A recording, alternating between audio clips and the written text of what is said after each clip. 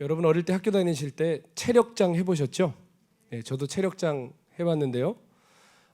100m 달리기 하고 또 윗몸 일으키기 하고 턱걸이 하고 오래 달리기 하고 막 유쾌한 기억은 아니었던 것 같습니다. 이 학생들의 기초 체력 향상을 위해서 시작한 제도인데요.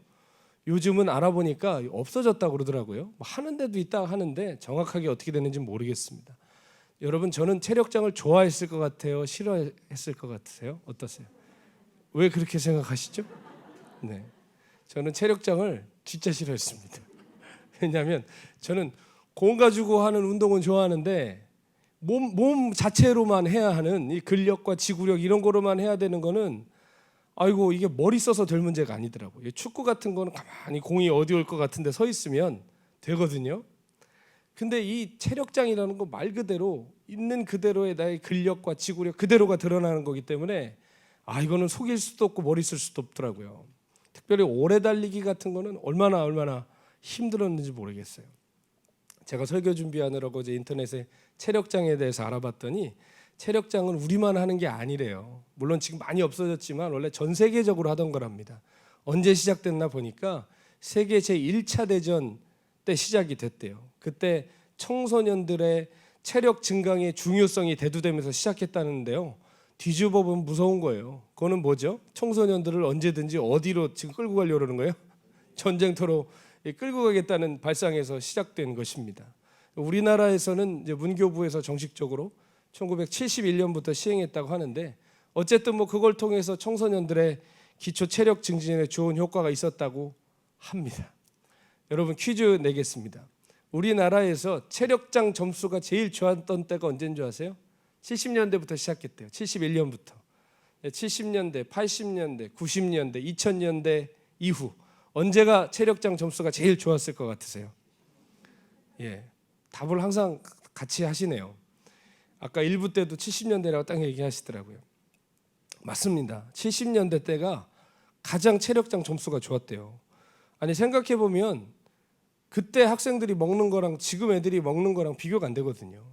지금 아이들은 진짜 임금님 수라상보다 더 좋은 거 먹고 살고 체격도 70년대랑 비교가 안 되지 않습니까? 70년대만 해도 식단까지 제가 알아봤더니 서민 밥상에 아주 올라왔던 메뉴는 그때 이제 막 이제 쌀밥 먹기 시작하고 또 청국장, 김치 이런 게 주된 반찬이었다고 해요. 더군다나 그때는 굶는 사람도 여전히 곳곳에 많았지 않습니까? 지금 우리의 식단에 비교하면 초라하기 그지없어요. 그런데 그때가 가장 건강하고 체력이 좋았다는 거예요. 자, 그럼 반대로요. 너무 쉬워지는 것 같은데 체력장 점수가 가장 안 좋을 때는 언제일까요? 2000년대 이후랍니다. 임금님보다 더 잘 먹는데 신장은 70년대에 비해서 평균 신장이 10cm에서 15cm 정도가 더 컸는데도 체력은 예전만 못하고 정신력은 더더욱 이전 세대에 미치지 못한다는 거예요. 우리가 이론적으로 생각해 보면요, 가장 잘 먹고 많이 배우고 많이 누리면 체력적으로나 정신적으로나 풍요롭고 발달해야 되지 않습니까? 근데 가장 빈약하고 유약한 세대가 돼간다는 것이죠. 상대적으로 과거보다 나은 환경이 되었다고 해서 사람도 저절로 나은 사람이 되는 것이 아니라는 것을 우리는 너무나 잘 알고 있습니다. 주변의 동료 목회자들 중에 청년 목회를 하는 목회자들과 이야기를 해보면 지금 젊은 세대 가운데 나타나는 정신적인 문제들이 굉장히 심각하대요.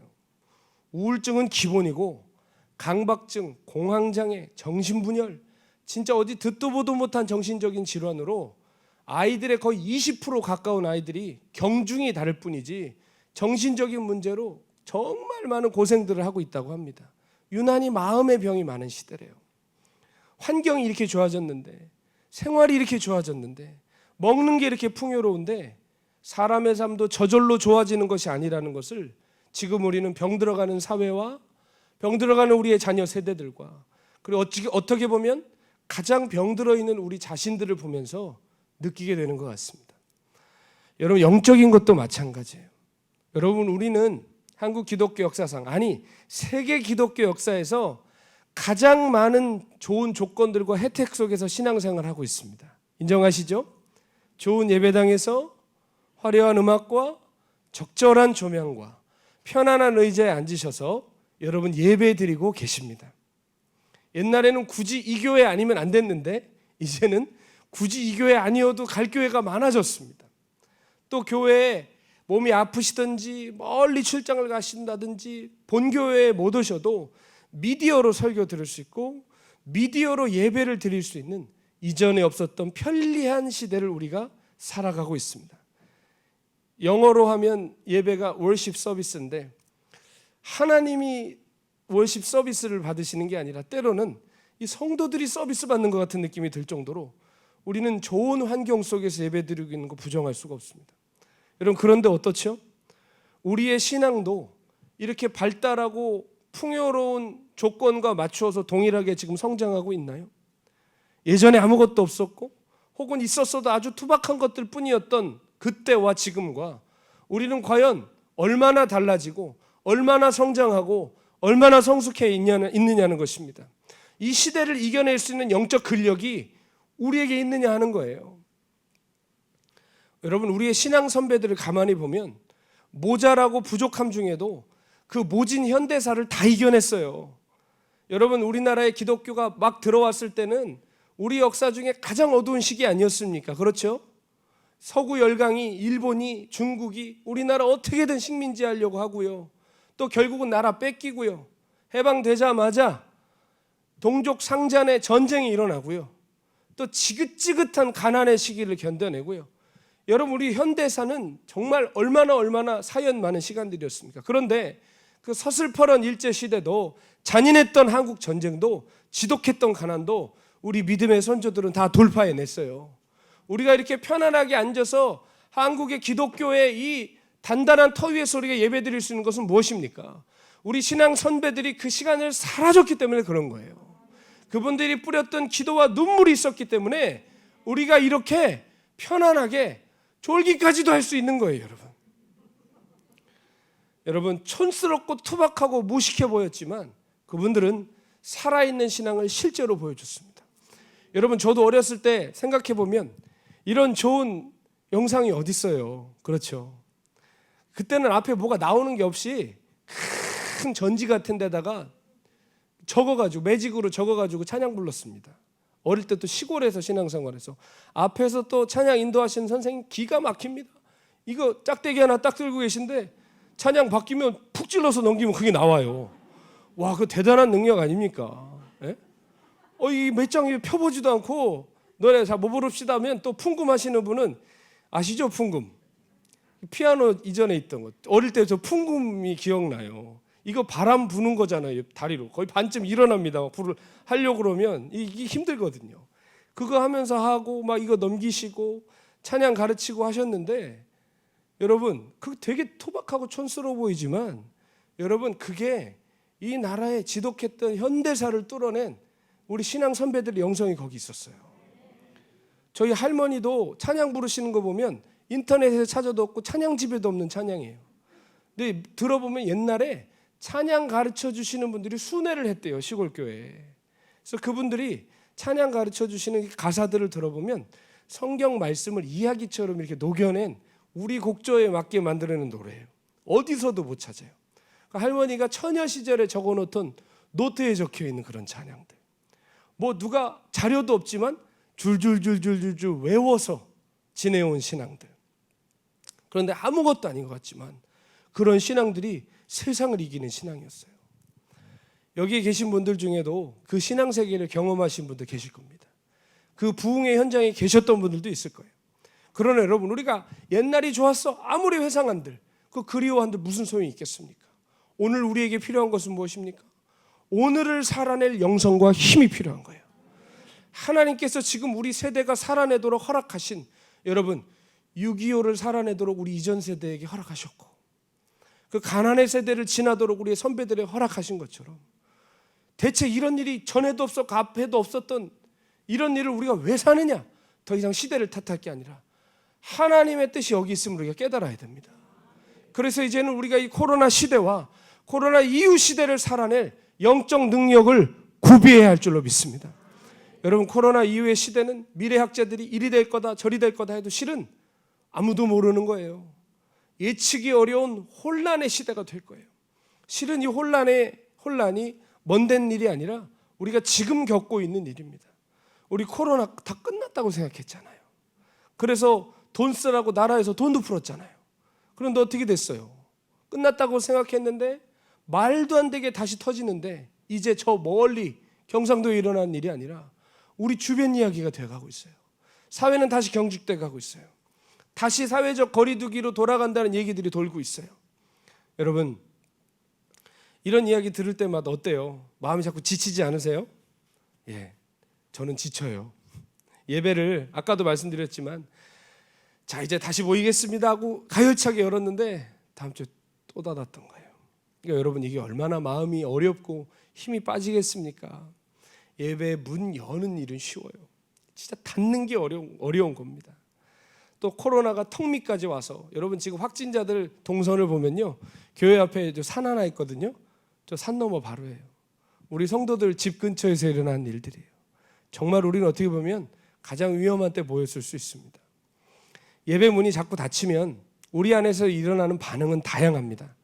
워낙 코로나가 지금 심각하게 번져가기 때문에 어떤 분들은 아유 다행이다라고 생각하시는 분들이 계신 반면에 동시에 아쉬움, 서러움, 또 어떤 분들은 또 화도 내세요. 그러나 저는 다 이해해요. 그만큼 예배를 사랑하시고 성전을 사모하시기 때문에 일어날 수 있는 반응이라고 생각합니다. 그러나 성도 여러분, 잔인하게 들리시겠지만 제 얘기 잘 들으십시오. 이런 일은 얼마든지 또 일어날 수 있습니다. 앞으로 얼마든지 이런 일들은 자주 있을 수 있습니다. 그러므로 여러분 도전합니다. 더는 동일한 일로 영적인 감정적인 소모를 하시면 안 됩니다. 이제 우리는 현실을 직시하고 하나님이 우리에게 허락하신 시대임을 믿으며 이 시대를 이겨낼 수 있는 영적 근력을 강화해야 합니다. 여러분 솔직히 말씀드릴게요. 우리 다음 주 기약 못해요. 방금도 제가 사무실에 앉아 있으면서 재난 문자가 또 왔어요. 수원과 군포와 이런 지역에서 교회에서 확진자들이 다량 발생했다. 여러분 그러면 마음이 담대해지는 게 아니라 위축돼요. 다음 주 우리가 기약할 수 있을까? 별 생각이 다 들어요. 여러분 말씀드렸지만 예배 여는 건 쉽다니까요. 밀어붙이는 게 뭐가 어려워요. 그러나 여러분 엊그저께도요, 제가 정말 사랑하는 동료 목사님, 우리 공동체에 직접 이렇게 들어와 계신 분은 아니지만 전화가 왔어요. 어쩐 일이세요? 그랬더니 목사님 제가 코로나에 걸렸어요 그러시더라고요. 제가 코로나에 걸렸다고. 깜짝 놀랐어요. 새벽 예배를 매일 드렸었는데 코로나에 걸리셨다고 전화를 하셨더라고요. 얼마나 마음이 힘들까. 얼마나 마음이 힘들까. 전교인들이 다 또 그 검사 받아야 되는 거 아닙니까?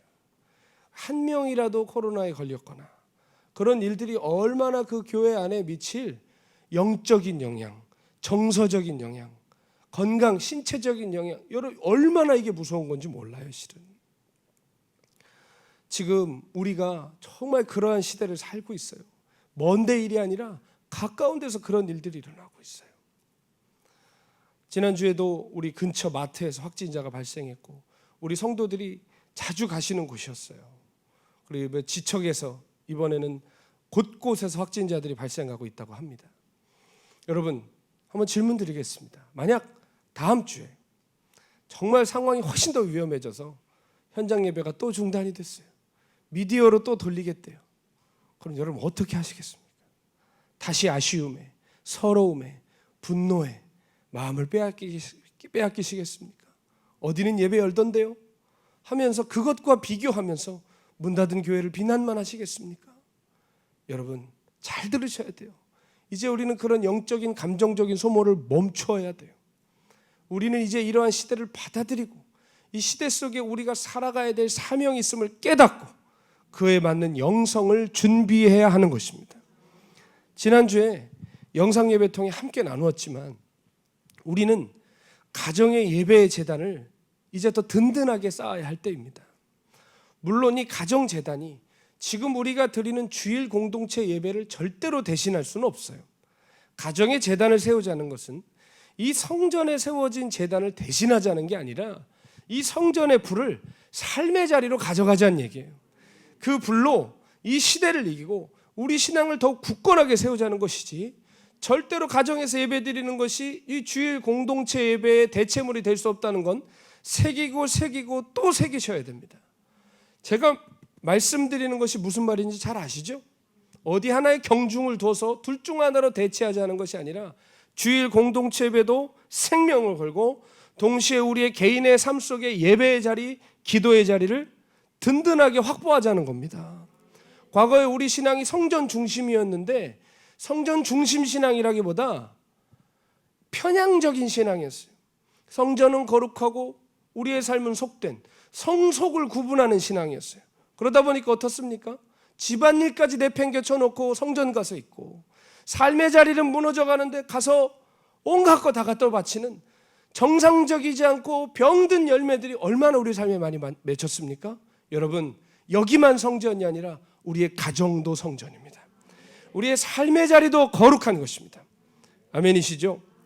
여러분, 우리가 그렇게 이곳뿐만 아니라 우리의 삶의 자리도 거룩하게 구별하고 있다가 이러한 비상시기가 닥쳤을 때 당황하거나 낙심하지 말고 계속해서 우리의 삶의 자리에서 모이기를 힘쓰고 그곳에서 은혜를 공급받을 수 있도록 해야 하는 것입니다. 가만히 생각해 보면 우리의 신앙이 얼마나 이벤트성이 강합니까? 축제 때 막 폭죽 터뜨리듯이 주일날에는 그렇게 실컷 찬양하고 기도하고 다 풀고 가는 것 같지만, 여러분, 그런 이벤트성으로는 세상을 이길 수가 없어요. 우리의 삶의 자리에서 주님을 만나 뵈없는 그 자리를 반드시 확보해야 돼요. 해야 좋은 게 아니라 이제는 반드시 하셔야 돼요. 그래야 이 시대를 이긴단 말이에요. 여러분, 제가 두 부류의 사람을 보고 있습니다. 한 부류의 사람은 예배당의 문이 닫히고 나서 절망과 낙심에 빠져 어찌해야 될지 모르는 사람과, 한 부류의 사람은 내가 비록 성전에 가지 못한 아픔은 있지만 가족들과 함께 예배드리면서 우리 지금 가정이 회복되고 있습니다. 지금 골방에서 기도하면서 지금 나의 개인의 삶과 신앙이 회복되고 있습니다라고 고백하는 전혀 다른 두 부류가 있어요. 이건 무엇으로 갈라지는 걸까요? 한 사람의 어떤 기질과 용기에 따라 달라지는 걸까요? 그렇지 않아요. 평소에 자신의 삶의 자리에서 그 제단을 준비한 사람은 이런 비상사태 때도 계속해서 은혜의 공급을 받을 수 있는 거예요. 거기서 오히려 더 선한 열매들을 맺어갈 수가 있는 거예요. 여러분, 성경에 보면 회막이나 성전이 없던 시대가 있었어요. 그렇죠? 혹은 성전이 있었는데 파괴됐던 시기도 있었어요. 자, 그때 우리 믿음의 조상들이 어떻게 살았나 주목하셔야 돼요. 아브라함 때는 회막도 없었고 성전도 없었죠. 그때 아브라함은 어떻게 했습니까? 가는 곳마다 자기 장막 앞에 뭐부터 세웠어요? 제단부터 세웠어요. 거기서 주님을 예배하고 거기서 주님 만났어요. 또 다니엘은 반대예요. 성전이 있었지만 침략당에 무너졌어요. 그리고 회당조차도 없는 이방 땅에 끌려갔어요. 근데 다니엘이 거기서 했던 일이 무엇입니까? 자기 집에 기도의 처소를 정하고 예루살렘으로 창을 열고 하루에 3번씩 기도했어요. 사도 바울도 아시아 땅에서, 지금의 터키 땅에서 복음을 계속 전하려고 했는데 성령께서 자꾸 마게도냐로 부르시죠. 마게도냐는 유럽의 유럽. 한 번도 못 가봤어요, 바울이. 그런데 성령 인도함을 따라 빌립보라는 데 덩그러니 내렸는데 어디로 가야 될지, 누구를 만나야 될지 모르는 거예요. 그런 상황에서 바울이 무엇을 했느냐? 성경에 보면 강가에 기도하려고 갔다고 그랬어요. 안식일이 됐어. 왜냐하면 당시에 유대인들은 이방 땅에 갔을 때 회당이 없으면 강가에 가서 기도했어요. 거기를 성전으로 삼아 기도를 했는데 거기서 누구를 만나요? 자주 옷감 장사 루디아를 만나면서 빌립보 교회가 세워지지 않습니까? 여러분, 그가 생전 처음 가보는 땅이었고 자기 집도 아니었지만 그는 그곳에서 기도의 제단, 예배의 제단을 쌓기 위해 강가를 찾아갔습니다. 거기를 가니까 동일하게 예배하는 하나님의 사람을 만났던 것이고 거기서 주의 역사가 나타난 줄로 믿습니다. 성전이 있든 없든, 성전이 세워져 있든 무너져 있든, 성전이 열려 있든 닫혀 있든 하나님의 사람들은 환경에 좌지우지되지 않고 자신의 삶에서 계속해서 예배하고 기도하는 백성인 줄로 믿습니다. 여러분, 먼저는 성전이에요. 이거는 우선순위가 바뀔 수 없어요. 여러분, 제가 오늘 아침에 교회에 오면서 설교를 한편 다른 목사님 설교를 들었는데 아주 인생에 깊이 기억 남을 만한 한마디를 하시더라고요. 여러분, 그분이 뭐라고 얘기하시면 세상의 모든 교회가 다 사라졌다 칩시다. 그런데 마지막 단 하나 남은 성전이 있다고 칩시다. 그러면 우리는 그 성전이 어디 있든지 간에 사모하며 그 성전 찾아가야 된다는 거예요. 아멘입니다, 여러분. 뭐니까 없으니까가 아니라 우리는 제일 먼저는 하나님의 성전에 나와야 돼요. 여기서 예배드리고 여기서 기도하고 여기서 공동체를 이루어야 돼요. 그러나 지금과 같은 특수 상황, 비상사태는 어떻게 됩니까? 우리가 주님께 나아가야 될 자리를 우리의 삶의 자리에 반드시 확보해 놔야 됩니다. 오늘 말씀에 예수님을 보세요. 예수님은 하나님의 아들이시죠? 확신이 없으세요? 예수님 하나님의 아들이시죠? 예수님이 이 땅에 인간의 몸을 입고 오셨는데 예수님이 하셨던 모든 행동 중에 실은 제일 안 하셔도 되는 것이 하나 있어요. 그게 뭘까요? 그분 하나님의 아들이라니까요. 안 해도 되는 게 있어요. 기도예요, 기도. 이분 신이에요. 신적 존재예요. 인간의 몸을 입고 왔지만 하나님의 아들이세요.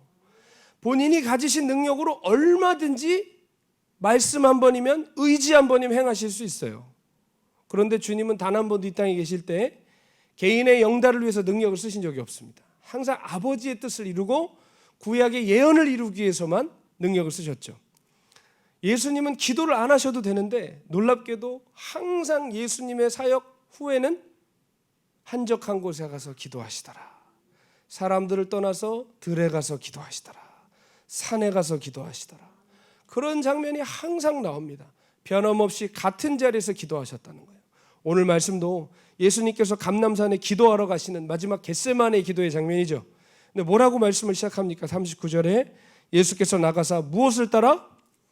습관을 따라 감람산에 가심에 제자들도 따라갔다고 그랬습니다. 세번역 성경에 보니까 따라해 보겠습니다. 늘 하시던 대로 감람산에 가셨다. 예수님은요 기도 처소가 있었어요.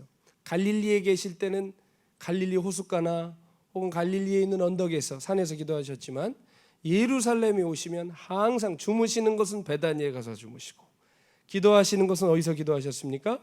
감람산에 가서 기도하셨습니다. 겟세마네 동산은 감람산 안에 있는 거예요.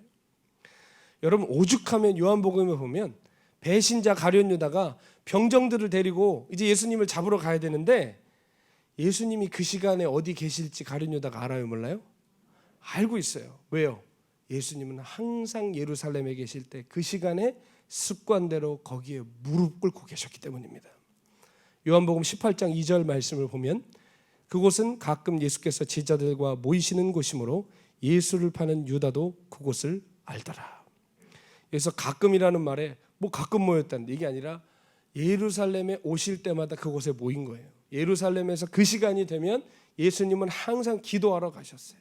유다는 알았습니다. 그 시간에 예수님 감람산에 제자들과 함께 있을 거라는 것을 알았어요. 제자들도요 예수님께서 사역 마치시고 보이지 않으시면 굳이 찾지 않았어요. 왜일까요? 예수님 뭐하고 계신 거예요?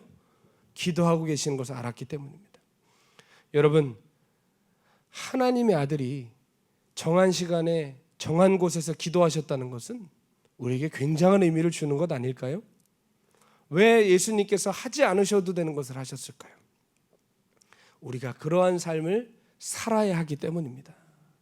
우리도 그 발자취를 따라야 하기 때문에 예수님께서 그 무릎을 꿇으셨던 것입니다. 오늘 주님께서 제자들에게 기도하라라고 말씀하시면서 기도의 이유를 말씀하시죠. 40절 함께 읽겠습니다. 시작. 그곳에 이르러 그들에게 이르시되 유혹에 빠지지 않게 기도하라 하시고. 왜 기도하라고요? 유혹에 빠지지 않도록, 시험에 들지 않도록 기도하라는 겁니다. 여러분 예수님은 지금 위기 중에 계셨어요. 병정들이 잡으러 오는 것도 위기지만 실제로 더 큰 위기가 무엇입니까? 마귀가 계속해서 예수님 생애 중에 계속했던 유혹이 무엇이었어요? 십자가 지지 말라는 거예요. 십자가 없는 메시아가 되라는 거예요. 여러분 그 내면의 유혹이 예수님께 더 컸을 겁니다. 그 위기 속에 겪으셔야 할 시험을 예수님 아셨고 또 동시에 제자들도 겪어야 될 시험을 알고 계셨어요. 오죽하면 다 힌트까지 주지 않습니까? 유다한테는 나랑 같이 떡반죽 그릇에 손 넣는 사람이 나 팔 거다 했는데 굳이 넣고요. 그렇죠? 시몬아 네가 닭 3번 울기 전에 나를 부인할 거다. 다 말씀하셨어요. 받을 시험을 아시고. 그리고 나서 또 뭐까지 말씀하시는 거예요? 시험에 들지 않게, 너희가 유혹에 넘어지지 않도록 깨어 기도하라. 여러분, 이 말씀은 무슨 뜻입니까? 유혹을 이기는 힘은 어디서 나온다는 거예요? 습관을 따라 꿇는 기도의 자리에서 나온다고 말씀하시는 겁니다. 여러분, 실은요, 이 코로나의 위기보다 더 무서운 게 뭐죠? 우리의 마음 안에서 무너져 내리는, 우리의 삶의 자리에서 무너져 내리는 믿음과 신앙 아닙니까? 성전의 문이 닫힌 것보다 우리 심령에 지금 문이 닫혀가고 있지 않습니까? 막연한 두려움에 붙들려서 끝없이 위축되어 가고 있지 않습니까? 여러분, 이 위기 속에 다가오는 유혹을 이길 힘이 무엇입니까? 습관에 따라 하나님께 나아가는 자리인 줄 믿습니다. 습관에 따라 주님을 찾는 예배의 자리, 기도의 자리에서 승리가 있을 줄로 믿습니다. 여러분, 지금 그럼 우리에게 삶에는 그 자리가 있나요? 나에게 지금 그 기도의 자리, 예배의 자리가 있나요? 물론 쉽지 않을 수 있어요. 왜냐하면 너무 편한 자리거든요. 방금 전까지 딴짓하던 자리거든요. 방금 전까지 유튜브 보던 자리거든요. 근데 거기서 갑자기 마음을 가다듬고 무릎 꿇으려고 그러면 이게 쉽게 되냐 이거예요. 잘 안 되는 거예요. 그러므로 예수님 말씀대로 습관을 바꿔야 돼요. 그 자리에서 기도하는 습관, 그 자리에서 큐티하는 습관, 그 자리에서 말씀 앞에서는 습관을 습관으로 대체하여 그 자리를 거룩하게 성별하지 않으면 우리는 스스로 멋쩍어서 그거 못해요.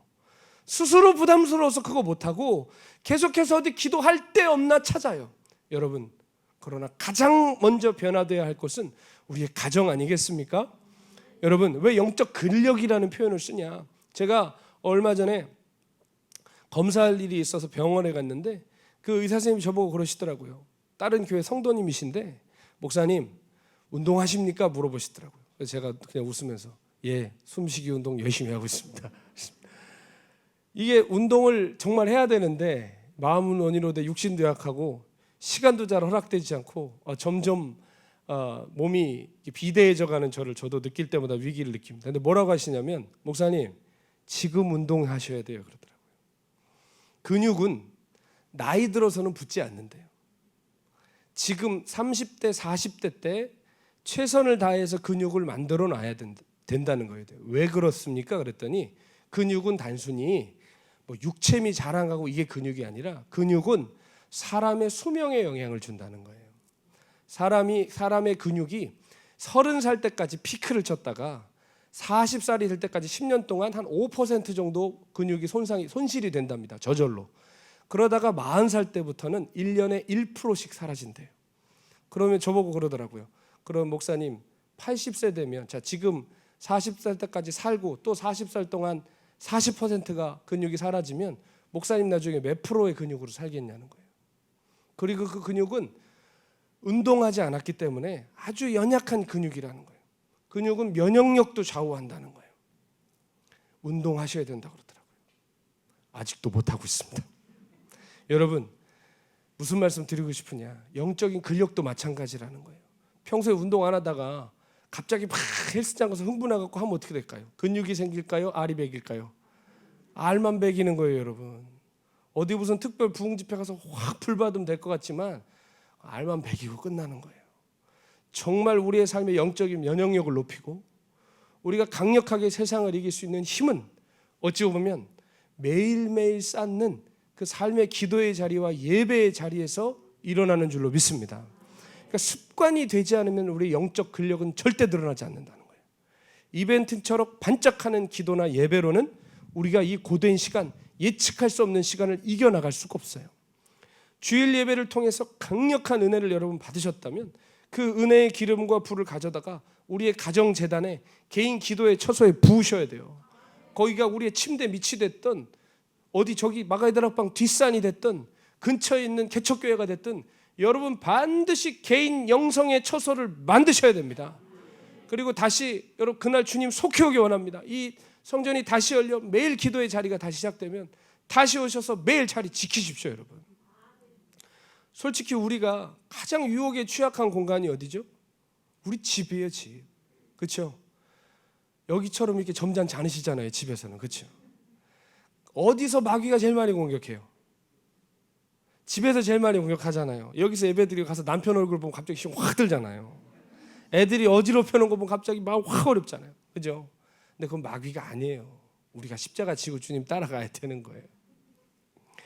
여러분, 교회에서 죄 짓고 주님 떠나는 사람 없어요. 아주 마음을 먹고 범죄하는 거 아니라면 대부분 교회에서는 점잖고 영적이고 신실합니다. 그런데 우리의 삶의 자리, 익숙한 자리로 돌아가면 우리 진짜 신앙이 나오는 법이에요. 특별히 그게 가장 극렬하게 나타나는 것이 우리의 가정이고, 그것을 고스란히 보는 사람들이 우리 가족들입니다. 그러니까 가족들이 볼 때 우리 엄마는 진짜 믿는 사람이야. 우리 아빠는 우리 아빠 보면 하나님, 나는 잘 모르겠지만 우리 아빠 보면 하나님 진짜 있는 것 같아. 여러분, 이런 은혜의 고백들이 우리 가족들의 입에서 들려오기를 축원합니다. 저도 그런 목사가 되기를 저 개인적으로도 하나님께 늘 기도하고 있습니다. 여러분, 우리가 가정에 예배의 단을 세워야 되는 이유 여러 가지가 있지만 다른 것이 없습니다. 삶의 자리에 기도의 처소를 만들어 놓아야 되는 이유, 결국 바뀌어야 될 것은 우리의 삶의 자리이기 때문입니다. 결국 승리해야 하는 것은 우리의 가정이기 때문입니다. 성전 예배를 넘어서 우리의 삶의 자리에서 이런 예배가 드려지고 이런 기도가 드려진다면 우리는 이 고난의 시기를 넉넉하게 이겨낼 수 있게 될 줄로 믿습니다. 우리의 가정에서 그토록 원하던 변화가 일어나게 될 줄로 믿습니다. 저는 하나님께서 지금 이 코로나를 통해 닫힌 교회의 문과 위축되어 있는 우리의 신앙의 지경 앞에서 하염없이 아무것도 할 줄 모르고 발만 동동 구르고 있는 부도난 우리의 믿음을 드러내시고 있다고 저는 믿습니다. IMF 때 우리가 뭘 느꼈습니까? 우리가 이제 OECD에 가입했다, 이제 몇만 불 시대에 도약한다 했지만 우리가 맞이했던 것은 무엇입니까? 우리가 허상 위에 있었구나, 거품에 취해 살았구나, 우리가 착각했구나, 그거 느꼈듯이 여러분, 이 지금 코로나 사태를 통해서 우리의 허망한 신앙과 우리의 유약한 영적 근력을 보고 있는 거 아닙니까? 여러분, 죄송한 얘기지만 지금 일제시대만 더하지 않지 않습니까? 지금 뭐 한국 전쟁 같지 않지 않습니까? 지독했던 가난보다는 낫지 않습니까? 그런데 여러분, 우리가 이렇게 사부노열하고 힘들어하고 좌절한다면 앞으로 다가올 일들을 우리가 어떻게 그 환난들을 이겨나갈 수 있겠냐 이 말입니다. 여러분, 우리의 처진 영적 근력을 다시 새롭게 세우는 저 여러분 되기를 축원합니다. 우리 영적 근력이 강화돼야 되고요. 홀로 말씀 묵상하고 주님과 독대하는 연습이 어색하고 힘들지만 우리의 삶에서 하루하루 시작될 때 그것이 주일 공동체배를 절대 대신할 수는 없지만 우리가 앞으로 살아가야 될 세대 속에 우리를 승리케 해주는 영적인 근육이 되어 줄 줄로 믿습니다. 여러분, 아까 의사 선생님이 저보고 그랬다고 그랬죠. 지금 운동해야 된다고. 나이가 들어서는 근육이 잘 붙는 게 아니라고 지금 해야 된다고 그랬죠. 여러분, 마찬가지입니다. 기도는 언제부터 해야 될까요? 예배는 언제부터 드려야 될까요? 말씀 묵상은 언제부터 해야 될까요? 지금부터 해야 돼요. 지금부터 해야지 나중에 언젠가 위기가 짠 하고 또 닥치면 말씀 묵상이 저절로 될까요? 기도가 저절로 될까요? 여러분, 해보셔서 알 거예요. 처음 기도하려고 그러면 쉽습니까? 어렵습니까? 야, 이거 하루가 다 지난 것 같아 했는데 5분 지났어요. 그렇죠? 말씀도 읽다가 보면 한 2장까지는 가열차게 읽다가 한 3장쯤 가면 갑자기 막 눈이 감기고 레위기 읽을 때는 진짜 위기가 와요. 네? 어떻게 해야 될지 몰라요. 그죠? 그러다가 괜히 뒤적지덕거리고 막 이렇게 하고, 그렇죠? 그러니까 이게 우리가 왜냐? 근력이 안 붙어서 그런 거예요. 근력이. 근데 기도도 훈련이에요. 말씀 묵상도 훈련이고 우리 영적인 것은 다 훈련이에요. 훈련. 제가 요즘 그런 농담을 해요. 21세기를 살아가는 인류에게는 진화를 믿지 않지만 신체적인 능력들이 하나씩 탑재될 것 같아요. 제가 볼 때는 앞으로 모든 인류는 이 귀 뒤에 굳은 살이 바뀔 것 같아요. 마스크를 하도 해가지고 처음엔 얼마나 아파요, 그렇죠? 근데 계속 매니까 어떻습니까? 이제 멜만 아직 아니세요? 여러분, 우리를 익숙하게 만드는 대로 삶이 됩니다. 저도 그 과정 중에 있는 사람이고요.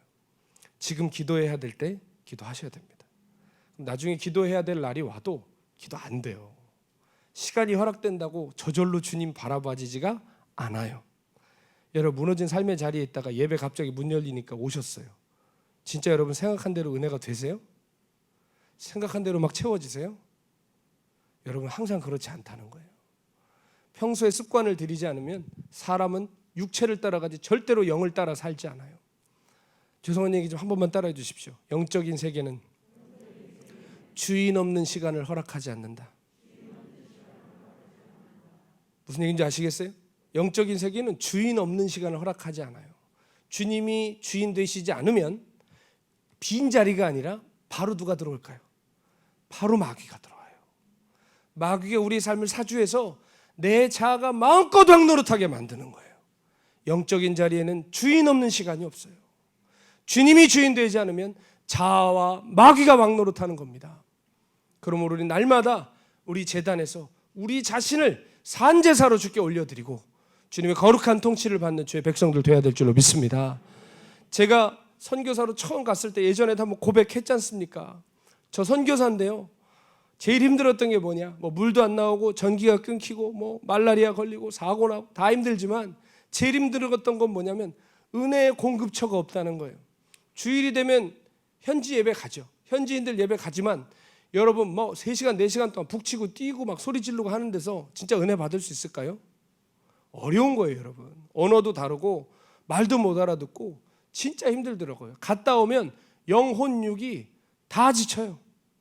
대체 내가 이 삶을 얼마나 더 살아낼 수 있을까? 여러분, 환경이 어려우면 실은 은혜라도 채워줘야 그거 이겨내는데 환경도 어렵고 교회 가면 더 힘들어요.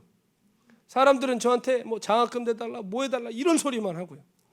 여러분, 그러니까 어떻게 되느냐? 영적인 것이 바닥나기 시작하니까 뭐가 드러날까요? 제 밑바닥에 감추어져 있던 마치 침전물이 막 올라오듯이 제 안에 이제는 저와 상관없다고 생각했던 저의 자아의 본질들이 올라오더라니까요. 짜증내기 시작하고 따지기 시작하고 부정적이고 그런 게 올라와요. 그동안 저는 영적인 삶을 살았다고 생각했어요. 그러나 큰 착각이었어요. 제가 영성이라고 생각했던 것들의 실체가 드러나기 시작했어요. 박보영 목사님이라는 큰 산 곁에 있었고 또 함께 동역하는 수많은 교역자들과 함께 있으면서 그들과 함께 찬양하고 예배하고 신앙생활하는 그것이 저의 신앙의 지수인 줄 알았어요.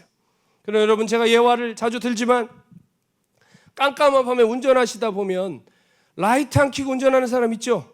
그런데 놀라운 것은 본인은 킨 줄 알아요. 불 켜고 다니는 줄 알아요. 왜 그럴까요? 가로등이 너무 밝거든요. 주변에 함께 달리는 차들이 환하게 비춰주니까 자기가 불 킨 줄 안 거예요. 그러다 그걸 언제 깨닫습니까?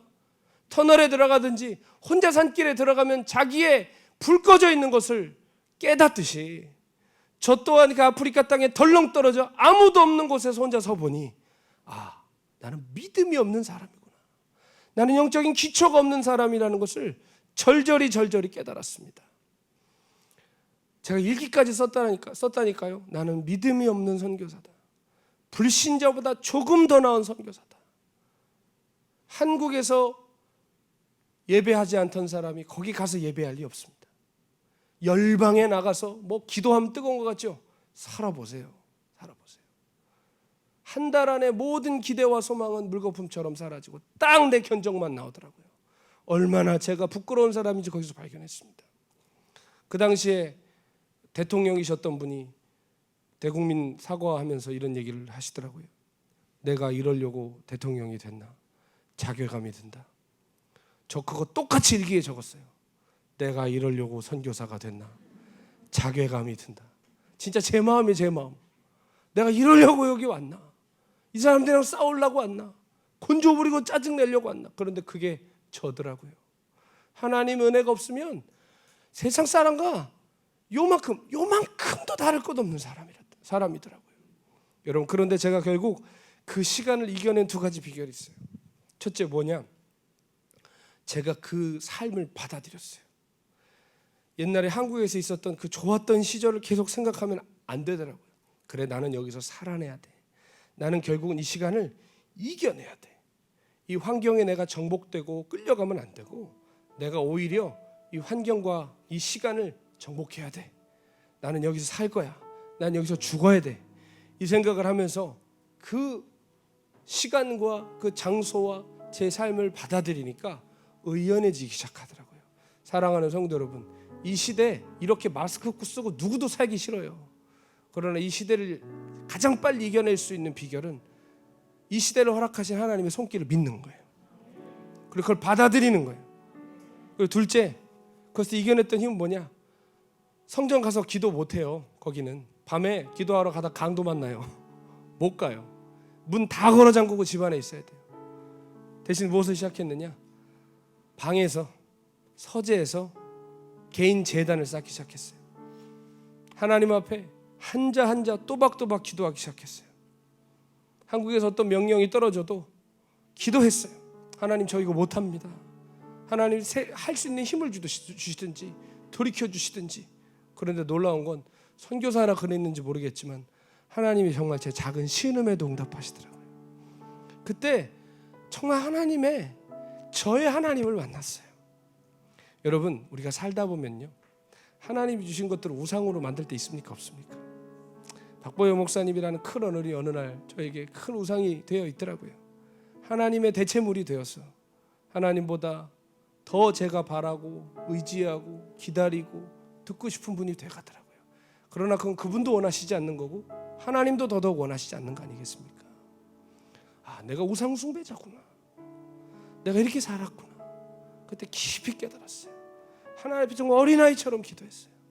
근데 그것이 아무것도 아닌 것 같은데 현지 교회 가면 여전히 힘들지만 그래도 내 기도하는 그 시간, 그 방 안에서 기도하는 그것이, 거기서 혼자 기타를 붙들고 찬양하는 그것이 제 영혼의 생명줄을 붙들어 주시고 결국엔 저를 의의 길로 인도해 주셨습니다. 사랑하는 성도 여러분, 이 시간 하나님께서 우리를 가정의 제단으로 다시 초청하고 계시는 것입니다. 우리의 삶의 기도의 자리로 다시 부르고 계시는 것입니다. 이 성전은 시간 되면 열릴 겁니다.